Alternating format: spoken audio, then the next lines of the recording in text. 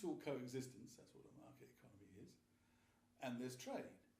And you needn't worry about the bits hanging together, because the whole point is they depend upon each other. But that's compatible with a great deal of failure, and trying things and failing, trying things and succeeding, and the system accommodates, changes, and even the system is going, again, making it at a distance, something difficult to understand. It's not particularly difficult to understand, it is that. We are making use of each other's outputs, and we exchange this for money, and we use the money to exchange for outputs we don't ourselves make. And that sounds a bit simple, because it is that simple. If only we could see that the difficult thing, how can I put it? This is the closing. The difficult thing should not be describing it, necessarily, as an economist, because they can deal in abstractions, or at some remove, they don't have to know every nut and bolt, as it were. They don't have to go that far. So the difficulty in life is the producing, is being economical, is finding better ways. That's the difficult stuff. The difficult thing is turning up at work. You don't much want to go in, but you feel you ought to. And the money's good. Of paying attention, of being polite when people are being rude to you, if they're customers or something of that kind, of holding your temper. All these things are demanding and difficult. And there are pluses, of course, in all of this. Of being good at your job, getting a pay increase, moving up the ladder. There's all kinds of fun too, no doubt, in this. But the difficulty is there. The difficulty is in acquiring skills, using skills, being able to put up with the fact that your skills are no longer wanted, and you go and retrain or try and fit into production somewhere else. Those are the difficult things. It's been turned round to somehow the most difficult thing that only the most high-powered minds and great statesmen can understand is how to get the system to work, how to manage the system. Now, once you're managing the system, all the little bits will fit together. But it's vitally important that you must do that. You are the most important part of the whole thing by your macroeconomic policies and your monetary policies. And I think both of them are harmful and should be stopped. Thank you.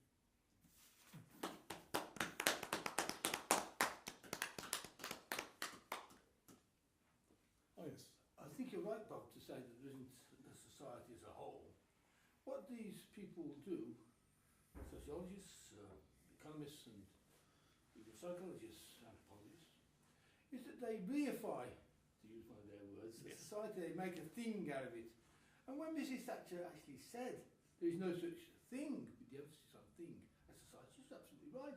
Society is the interaction of individuals. You're in my society now. I'm in your society now. But the idea that there is a macro level, which Keynes came out with and said this is what the economists are overlooking, because Keynes, you see, was really an anti-economist. I mean, I know he was, as Stephen said in his last LA talk, he was quite a good liberal to begin with. But when he started going, I mean, what he didn't like businessmen, and Alfred Marshall aimed his Principles of Economics, published in 1890, at businessmen. And Keynes thought that he was paying them too much respect. He thought he was brighter than businessmen, and as you often said, he probably was as well. But the point is that he didn't like that sort of thing. He thought they were low types, tykes, spivs. That's the sort of view he had of businessmen. And he thought, and he had a good idea of the civil service. He liked the civil service, he liked government and so on. He was himself a civil servant, and he liked government and so on, orderly and nice. So he had this idea of the macro level. But of course, there is only what we might call the micro level, and this micro level isn't centric. It isn't that the market does something that the Soviet Union failed to do in central planning. The market doesn't do any central planning. What you've got, and of course, this is the big thing, I mean, it's Michael Polanyi wonderfully held out from about 1930 onwards that the Soviet Union was not a socialist society and could not be a socialist society, nothing like a socialist society. It was, Polanyi said, and all the Sovietologists tried to laugh him out of court. He made a laughing stock of himself, and it's wonderful that he stuck up to them. He didn't give in to them, Michael Polanyi, and he held that the Soviet Union was a market society. In other words, it was a capitalist society. And of course he was absolutely right, and Paul Craig Roberts, of course, has written a wonderful book, Alienation in the Soviet Economy, in which he explains the Soviet economy wonderfully in about 120 pages. But of course it was a very inefficient market society. Oh, yes. Because it wasn't explicit, it wasn't legalised, it wasn't regularised. Well, because it was, I mean, the reason why it was, we only have to, because sum up the inefficiency of the Soviet Union, and of course most people overlook this because of Sputnik and one or two other things, they overlook the fact that there was no paving on the roads and people had to walk in mud right into Moscow, almost into the centre of Moscow. People had to drench through mud and God knows what, The public services for an organisation, a bit like our National Health Service, which we're having problems now, and people say the problem is there's not enough cash in there. No, the problem is it's the wrong sort of organisation. It tries to ignore the economics, and if you ignore the economics, you can't make any progress, and this is what is very hard to see, because people keep saying, and they have been saying, Carlyle's the first one who started saying it, that the economy is heartless. Yeah. The economy is, nasty people. Dickens in Hard Times, Mr. Gradgrind and all the rest of them, Barnaby, or Barnaby, I think. Bounderby, isn't it? Bounderby, I think it is. Just the Scrooge. Is the actual capitalist and so on. These are hard people. These are terrible people. But of course, they were just normal people. Of course, they're fictional characters, but it's propaganda against the market. Carlyle, Dickens, and then John Ruskin, all these people made their case. And this case was a victorious case. It was even victorious in, of all places, the New Liberal Party. The Liberal Party, which set up as the party for liberalism, and the early liberals liked the market system as opposed to the government system, because the market allows freedom. You don't have to boss people around, and you don't have to arrest them and push them around like they did. And we know that they did that. They think that's a mistake. It's just the Soviet Union not quite working properly. But we know that people were dragged out of bed halfway through the night and put out in Siberia, and they never saw their family again. And that happened regularly, in spite of, it more or less illustrated that the road to hell is made in good intentions, with good intentions. They might have meant well, these Soviets. They didn't treat anyone in the Soviet Union very well, and people were in a wretched situation while they put all their money into propaganda. The army, of course, wasn't too bad, but the only thing that was functional, and Sputnik and so on, and neglecting all the proper services and thinking that this is good. Now, this is the sort of mentality that we're at now, that dominates the BBC now, dominates the Guardian now, dominates our friend Will Hutton. Read any book by Will Hutton. The market is so terrible. Democracy is so good. And China ought to introduce more democracy. That's what he says in his book on China. The mentality of Will Hutton is antisocial, although he doesn't mean to be antisocial. He means well. And dysfunctional. And this is what we've got with the rise of Keynes, and the rise of the macro level is dysfunctional. But there isn't an actual whole there. What we have is polycentric circles. We have little bits of overlapping society like you're in my society now, and there's a society in the next room, perhaps two women talking and so on. That is society, overlapping, no centre, many little centres, and when there's and in the long run, you see, whether I think a good is say if I think a good is worth £3, that is this economic decision. I can't speak very well. I can try, I can study him and buy him a present for Christmas and go, I can study Bob, but I can't actually speak for Bob. I'm bound to make, when I'm looking at Bob and trying to work out what Bob wants for Christmas or anything else, I am doing an act of entrepreneurship, which is exactly, it's a long word, entrepreneur, it's a French word, it's exactly guessing what the other person wants. Now this is what you get on the market, you get entrepreneurship, in other words, guessing and putting your own money into a project and perhaps losing your own money on that project. Now that is where the person who really puts his money into that project, he loses out. The person who doesn't buy the product doesn't lose out at all. If I don't go to Tesco's ever, I don't lose out. Whereas in the other model, which doesn't work, I mean, it's so catastrophic that it doesn't even work. It's not even an economy. It's into the choice of the Soviet Union or the National Health Service. It is guessing. It's funny. I left the National Health Service dentist, which me and Dave Wainwright were a private service, which me and Dave Wainwright were at. I joined the National Health Service, and they did my tooth. And then they said, would you like a hygienic on the private part of our service, and they call me Gerald on the National Health Service. They rung up today and said, I want to talk to David. In other words, on the private part, we're getting £40 for it and so on, but the private part incentivised them to give me better service. And so it's exactly the same people treating me, but on the one hand they treat me nicely because I'm a paying customer, and the other hand I'm just another one of those bloody fellows that we have to...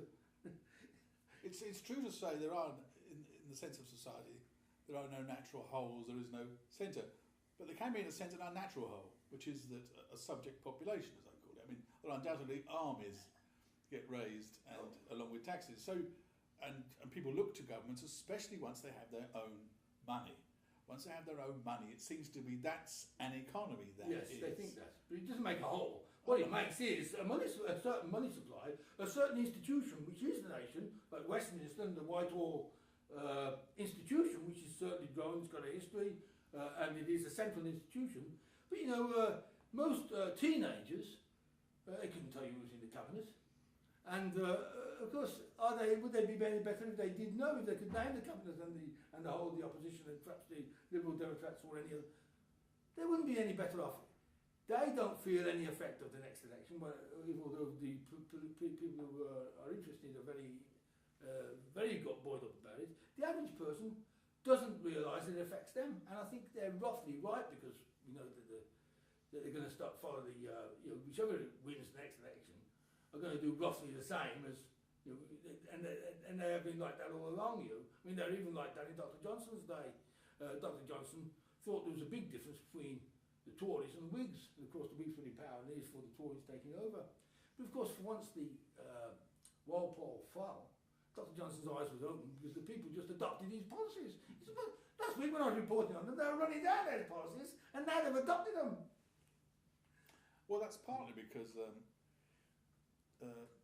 lot of thinking has been done, and that's not the job of politicians. Their job is to appear very friendly to almost everybody they meet, yes. to appear concerned with the problems of almost everybody who presents their problems to them. Yes, that's right. To promise to do what they can. They can't do everything, but I'll do what. In other words, they can glad hand, they can appear this, that, and the other, and they may do more or less harm if they're sincere and get to the top. But once they get there, they find that all the theories and the policies are they're already there. They have to oversee. They're presented with the policies that are being followed. They don't, even if they can think for themselves, they'd be very lucky if they're allowed to act for themselves once they're at the head of a ministry, because they're just a spokesman. They're given their speech. They're taken around to tour various places. They're allowed to have photo opportunities, and they're allowed to appear on TV programs and the rest of it. They can have that fame, but they don't make the policy. They even say to themselves, well, I'm not the expert. There's a consensus about this, that, or whatever it might be. There's a consensus. I just have, these are our policies. He may approve of them. Well, I hope they don't greatly disapprove of them and remain in office. I hope they don't do that. Although they might say, well, a lot of them I don't like, but if it's not me, it'll be someone worse, possibly. I mean, yes, Minister was wonderful in that respect. I mean, and Ben actually said it himself.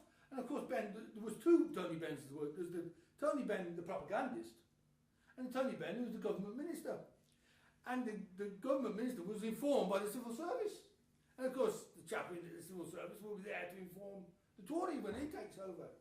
And so, Westminster more or less portrayed that the continuation of government policy, the sort of thing that Dr. Johnson was a bit upset about, was because there is one man who's really there, the real expert is the civil service. He might not be a complete expert, but he's more of an expert in the line that he's working in than the poor chap who was posted there for about 2 years, and then once he's learned, he's going to move on to the next job. And then anyway, he's more concerned with getting re-elected rather than with the actual managing the National Health Service or whatever else it is that he's in charge of. So, but I mean, whatever there are certain institutions. There is the nation, there is the money supply, there is the army, and so on. They certainly exist, but there isn't a whole. There isn't a Great Britain. David Starkey gave a talk on the Magna Carta. What is the nation in your view then? I think the nation state. The nation. I think is the language-speaking people. mainly, plus the common sentiment. For example, I think that really the British nation, I would say, with Churchill, I suppose, is the Australians, the New Zealand, Canada, the United States of America even, the English-speaking people. Now, they have certain differences. The Yanks, we call some of them Yanks, the others are, and they don't, we play tricky to some, don't always like Australia and so on and so forth. And but Mises goes along with this as well in his things on that. He thinks that the nation is basically, Mises' book on that, says the nation is basically language-speaking groups. So Austria and Germany will tend to go together. But it doesn't have to have a state to be a nation, of course. Oh no, they don't. I mean, if you abolish the state, you still have these speaking people. The Poles, famously, for much of the time, didn't have a state in the sense of their own state. And presently, the chaps who's been copying the IRA far too much for my liking in northern Spain, the Basques. Yes. They are a nation. They're a small nation. They're a nation, certainly. Who could wish for more? Well, aspiring politicians and people with a theory to put into practice, sadly. Going back to your ideas about money, lending and borrowing, we obviously all understand, but what is your opinion of the concept of... Hello. Hello there. Hello. Hi. yes. That's not very involved. The concept of quantitative easing. Oh, that. How Yes. does that relate to lending?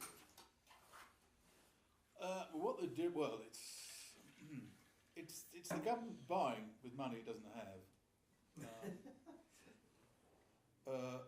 Things not worth buying to a great extent. It's bad debt very often. Yeah. So they're now buying up. They're buying up their own debt. So a state's central bank is buying up its own debt, or those of other nations. If it's the ECB, they're going to buy a bit of this and that. The Germans objected, but caved in, or said not too much of it, or whatever it might be. But it's a silly way out. They cannot square the circle here between the things they have been declared to be what people are going to get in the future and what they're going to be able to get in the future, as the Greeks have found out. It takes more than promises or taxes. You cannot tax yourself into wealth. Well, tax some people into wealth, but not everybody do it. And certain commitments cannot be met. And so if they cannot be met, they have a way of not being met, and they won't be met. They may even want to inflate them away, and they're saying we're in desperate need of inflation. It's only a regular 2% a year, of course, which halves the value of the currency unit. Not very long time, I think, about 20 odd years, and that's only at 2%, because it's journey off more than that. But we don't have inflation pretty much of 2%, or rather, we don't have the absence of inflation. My question really revolves though around if something's a debt, it's a debt. It's quantitative easing, or where are all these semantics coming from? If you've got a debt, you've got a debt. Well, they have a way of not having a debt. Negative equity is a classic example. I mean, It's negative equity, it's a debt. Yes.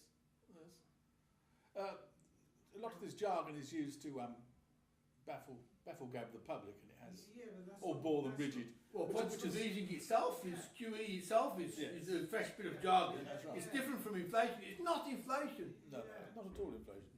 But that's bad. Although they want to produce inflation, of course they deal on this double meaning. There's monetary inflation, and then there's price inflation, which is the usual consequence in the end. But this is the seed to my problem. If Rousseau in the Social Contracts, first sentence is I have the right to instruct myself in public affairs. But if the public are being bamboozled by politicians who use cockeyed language, gets a bit difficult. Well, I don't think much of them understand it either. Really. Well, they do, because they'll change debt, which is a word we all understand, into quantitative easing or whatever. Whereas they should just say debt. It's debt. Well, but Milner already said they simply printed up large very large denomination banknotes and took them round. Then here, there we are. Well, that would just give the game away. So they won't do that. It's a silly situation to be in, and they're doing a silly thing in that situation.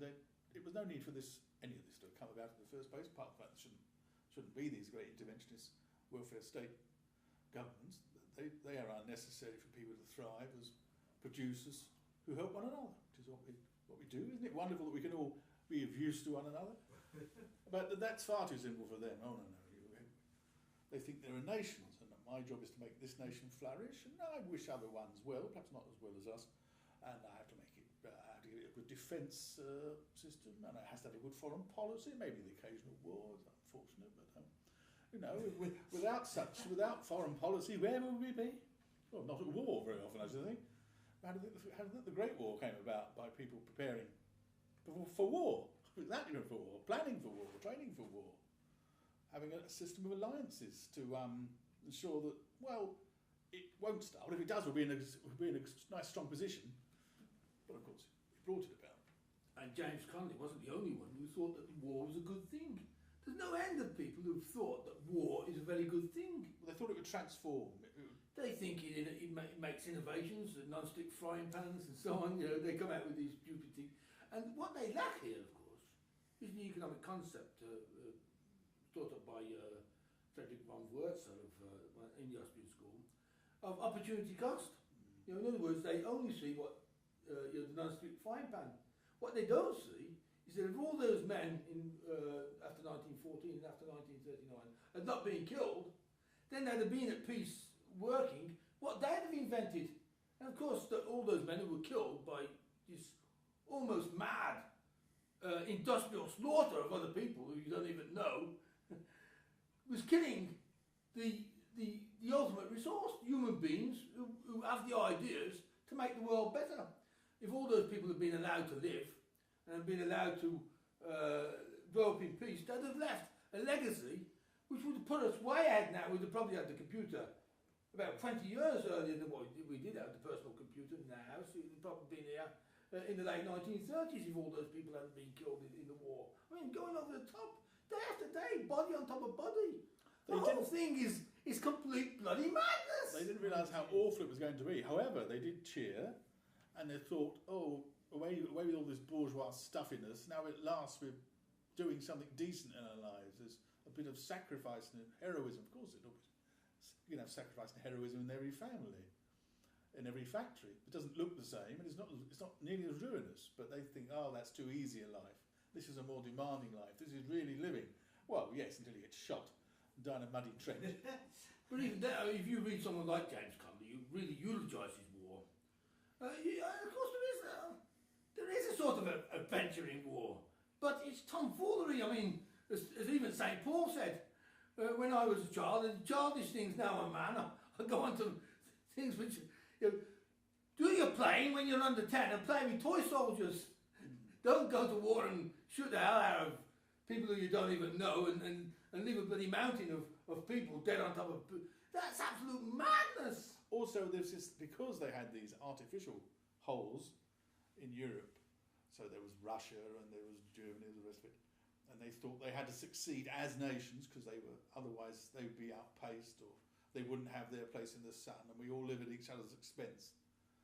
And that will be true in the military sense, or in the sense of having a bigger territory or a bigger tax base to raise money from, in that sense, and having a bigger army. That's true. And it wasn't just gung-ho for war. Some of the Germans, high-ups, thought, well, they had this ridiculous idea of the growth in Russia. They were quite wrong. They thought even without the Bolsheviks, but even within a few years, they'd be outpacing us in all things. Yes, that's right. Look, Soviet statistics. Look, if war's going to come, some of the Germans thought better now. Better now. Sure. They got it anyway. Well, but that'll do. I think we have to clear the room. Going to the bar. But thanks for everybody, and we'll see you in the bar. And next month, let's hope. Next month, yes. So are you going to talk next month, or am I? I will if you like, but you're more than welcome, obviously. I don't mind. I mean, have you got to talk? Oh, I'll think of something. In that sense, to be announced then. Well, thank you To be everybody. announced. Yep.